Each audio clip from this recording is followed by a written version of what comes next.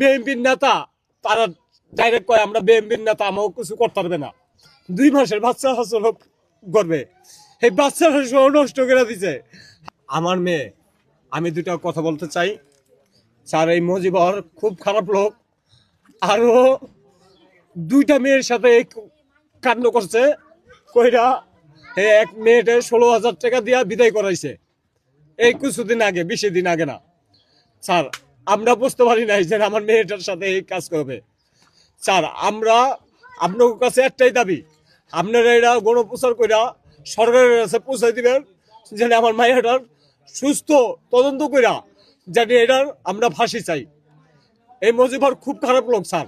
হ্যাঁ, বিএনপির নেতা তারা ডাইরেক্ট কয় আমরা বিএনপির নেতা, আমাকে কিছু করতে পারবে না, ডাইরেক্ট এর বলে স্যার। আমার আরেকটা কথা আছে, আমার মেয়ের 2 মাসের বাচ্চা হাসল করবে, এই বাচ্চারা সহ নষ্ট করে দিছে।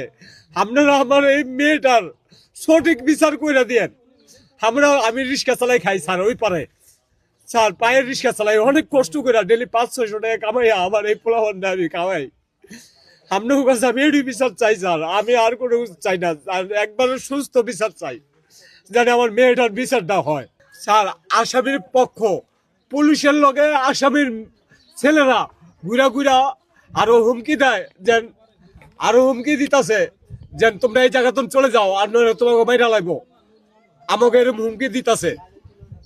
কালকেও 10-15 জন পোলাপানেরা বাউ করছে যেন আমাকে মারবো ধরবো। আমরা ঘরে আটকে দিয়ে বই আসছিলাম, এদিকে আসে নাই, মেন রোডে আসলো স্যার।